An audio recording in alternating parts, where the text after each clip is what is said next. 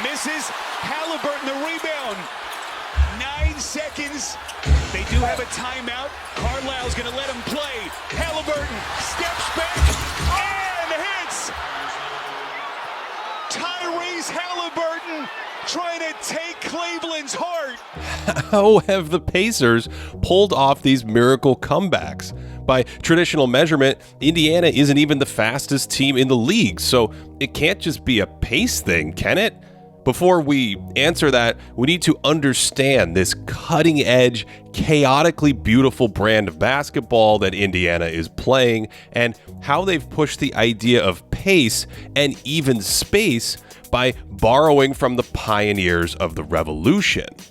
When we think of teams that play fast, we think of running out in transition and shooting it quickly. And the Pacers certainly push it on the fast break, but their pace is about so much more than traditional runouts in transition. It's about the speed of their movement, their quick actions and fast passes for nearly the entirety of the shot clock. This is off a make, they just sprint down into their hurry-up pick and roll on the side, that buckles the defense, and it's a wide open three. And this is an old Suns staple that has become popular around the league, and multiple Pacers players will get into this off a make, and it's less than 5 seconds in real time before they run this action and all of a sudden it's a layup.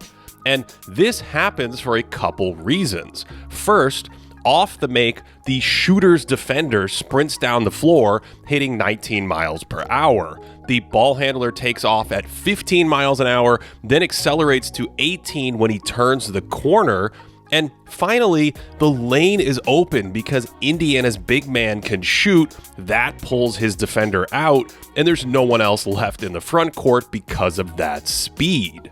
There's also a few fun variations of this, with the big starting on the block to pull his defender out of the paint. The ball handler, TJ McConnell, rejects the pick at warp speed and drags the big under the basket, and Miles Turner's about 40% on that shot. And off a miss against the Knicks, Pascal Siakam sprints to get ahead of the ball, fakes setting the screen, and so McConnell's defender is anticipating a switch or fighting through a pick. McConnell uses that edge and flies right to the rim. Then look at this version a minute later, where it looks like TJ stalls out briefly, only to hit a cutter for a near and one. And this is just relentless activity, where they start with the guard ahead of the play.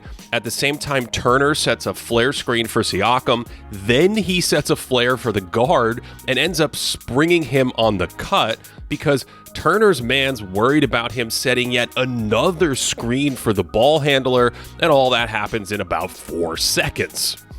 So they're fast down the floor, but they're also fast with their passes and screens and movement, and all these actions wear on defenses.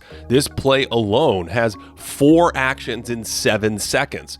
The ball screen and then flare to start the play, a cut into the lane on this kick out, a reset into an uphill pitch and roll, and then a corner handoff with the guards that finally cracks open the box.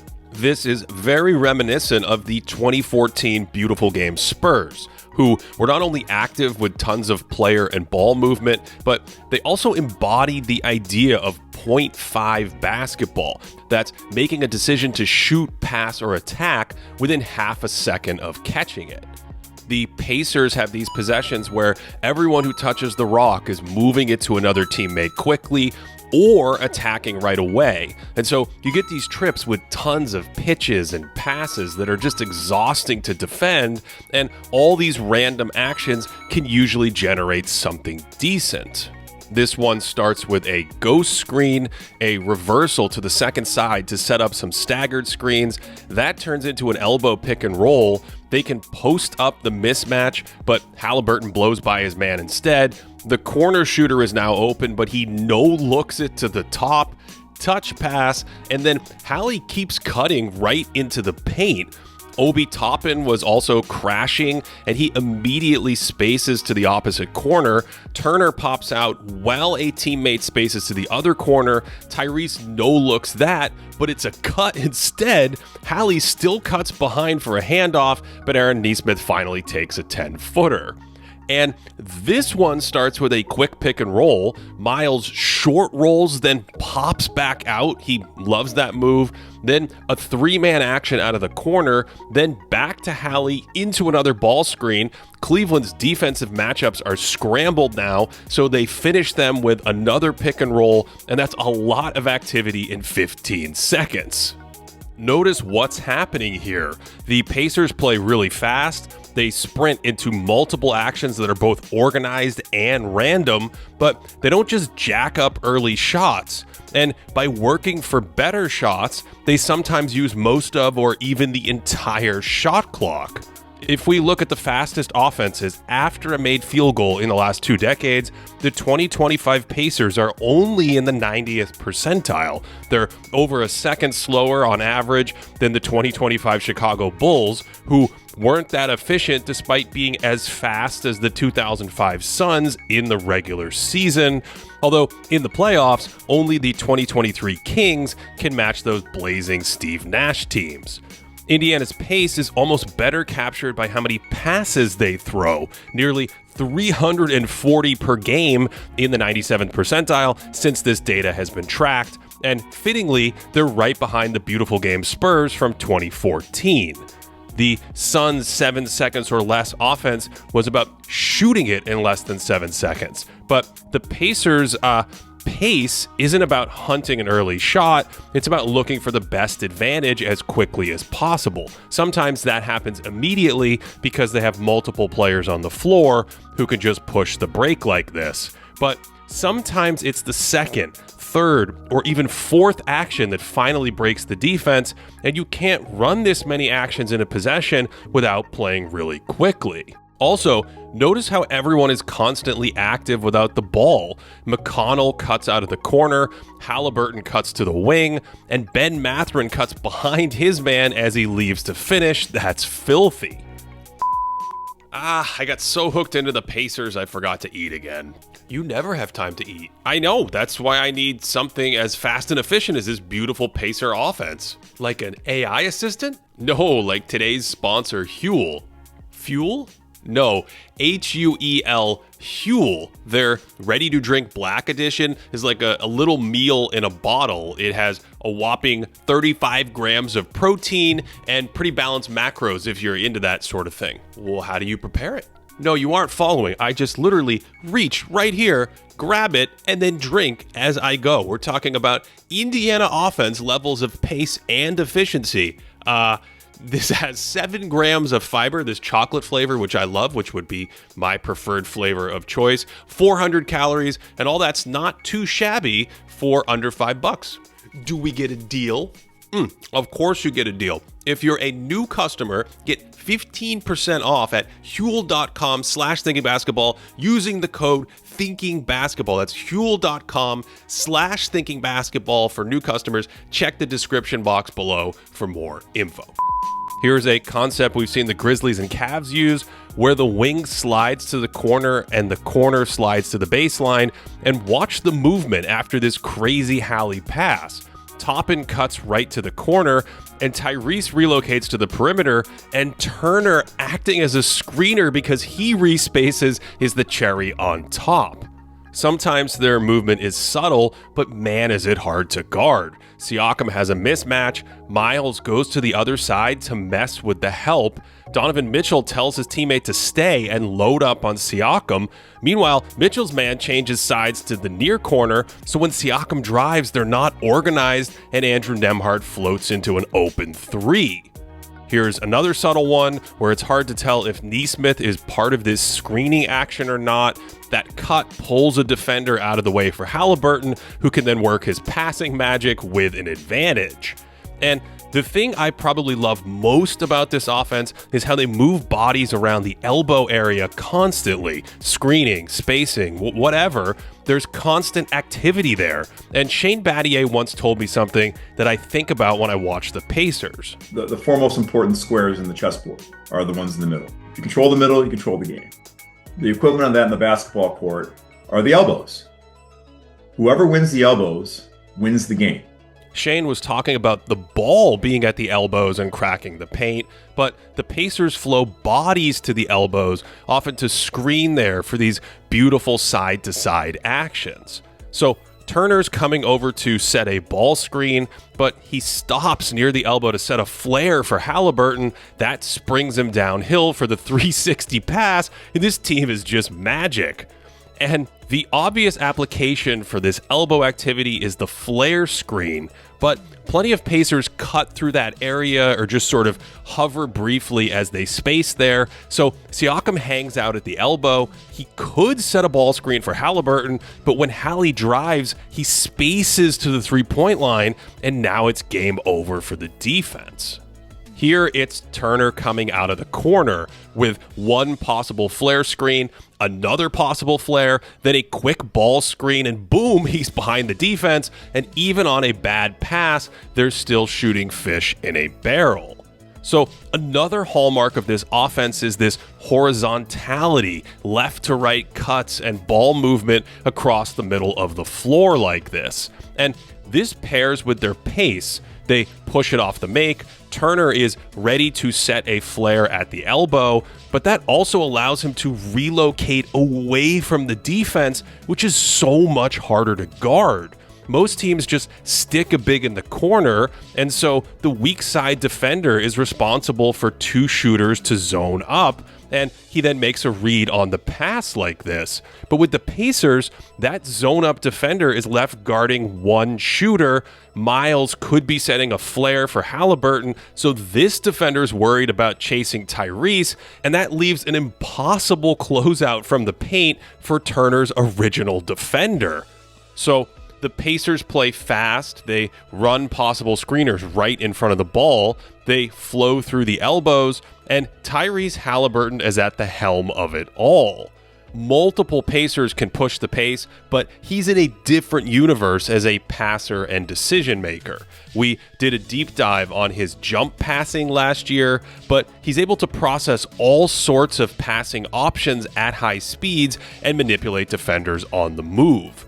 He's great at pushing tempo with these hit-ahead passes, which are simple but quite powerful. And he's their best pick-and-roll player by far, able to play two-man actions with that breakneck speed. So he's an elite decision-maker in these situations and Indiana's best scoring threat in those spots. He's also their most dangerous isolation shooter from the outside when plays break down, or when he hunts a mismatch against a big man and dances with them on the perimeter. And the threat of that step back, along with Indiana's spacing, can set up little forays to the basket.